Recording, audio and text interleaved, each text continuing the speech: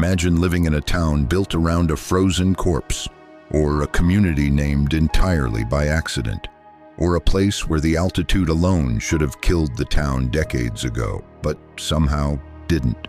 Each one exists for a reason, and every single reason is stranger than you'd expect.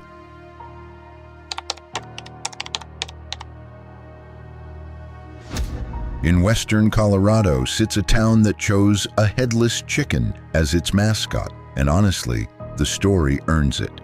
In 1945, a farmer named Lloyd Olson swung an axe at a chicken named Mike. The axe missed the brainstem. Mike didn't die. Instead, he kept walking around, attempting to peck at food and living what could generously be called a normal chicken life, just without a head. He survived for 18 months, kept alive through a syringe pushed directly into his exposed neck. Today, Fruita honors this with an annual festival, complete with headless chicken races, in a town that is otherwise by every measure completely ordinary. The San Luis Valley has always felt like somewhere the rules of reality don't fully apply. Since the 1960s, residents have reported UFO sightings and unexplained livestock mutilations with enough consistency that the area became impossible to ignore. A local rancher named Judy Messaline eventually stopped questioning it and built the UFO Watchtower, a dedicated observation platform where visitors scan the sky for things that shouldn't be there. Next to it sits a healing garden, where people leave personal objects as offerings for reasons that depend entirely on what you believe. The terrain helps, flat, open, and dark enough at night that whatever is up there, you'd see it. There are two stories about how this town got its name, and neither one makes it sound like a safe place to live. The first says the valley walls curve inward at the top in a shape that, from above, looks exactly like an open parachute. The second says a group of men once found themselves stranded on the cliffs above the Colorado River and joked genuinely that the only way down was with a parachute. Nobody knows which story is true. What is true is that the name stuck. Oil and gas money eventually arrived, and the town grew, all while carrying a name that still makes people do a double take on the highway sign. 15 miles west of Boulder, tucked into the mountains, Nederland is the kind of town that minds its own business. That ended in 1989, when a Norwegian man named Brado Morstol died and his family made a decision. Most families don't. They transported his body to Colorado and packed it in dry ice inside a wooden shed, hoping to preserve him for future revival. Local authorities found out. A law was quickly passed banning the keeping of frozen dead bodies within town limits, which is notable because that law had never been necessary before. Brado remains preserved to this day. Every March, Nederland throws Frozen Dead Guy Days in his honor. Coffin races, costume contests, cold weather concerts, attracting thousands of visitors to a town that built an entire identity around one family's very unconventional funeral plan. Most towns are named after geography, or founders, or something aspirational. Rifle got its name because someone left a gun leaning against a tree and forgot about it. A surveying party camped near a river in the 1880s. One member left his rifle behind, and when they returned, it was still there. They named the river after it. The town followed. Centuries later, a restaurant called Shooter's Grill made headlines when it required its servers to openly carry firearms while taking orders. The restaurant has since closed, but for a moment it felt like the most on-brand thing a town called Rifle could possibly do.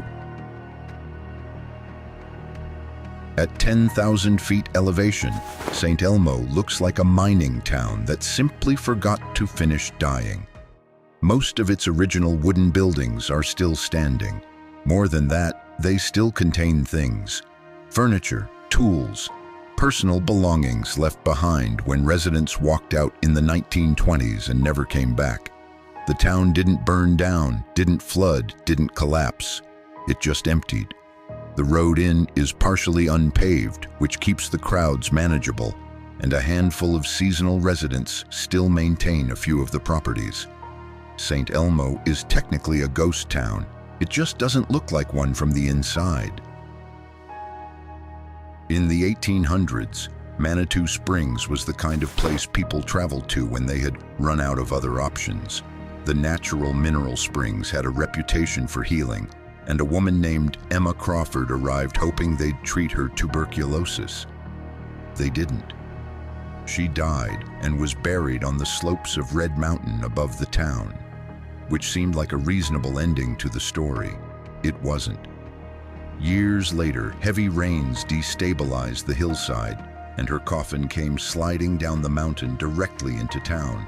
Rather than treating this as the tragedy it was, Manitou Springs did something more interesting. They made it an annual event. Every Halloween, teams race decorated coffins down the main street, with someone dressed as Emma Crawford riding inside. The town took one of the stranger things that ever happened to it and turned it into a party. Leadville sits at over 10,000 feet above sea level, making it the highest incorporated city in North America. Which sounds impressive until you actually try to breathe there. The air holds roughly 30% less oxygen than at sea level.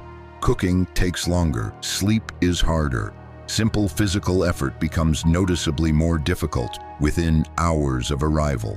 Rather than treating this as a problem, Leadville built an identity around it. Every year, the town hosts a 100-mile mountain race, not a casual run, a full century through high-altitude terrain that breaks experienced athletes. In winter, ski joring fills the main street, where competitors on skis get pulled by horses at speeds that already sound dangerous at sea level. Leadville is a place that took an environment most people would find punishing and decided to make it the whole point.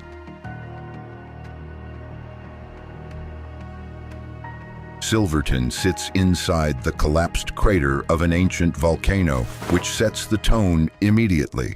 A steam train still arrives from Durango every single day, running the same route it ran in the 1880s. Not as a tourist gimmick, but as a genuine connection to a town that road access occasionally makes unreachable. The streets in the center are still unpaved. There are no traffic lights. The buildings from the mining era are still in use, not as museums, but as actual shops and homes. In winter, Red Mountain Pass closes under heavy snow, and Silverton becomes, functionally, cut off.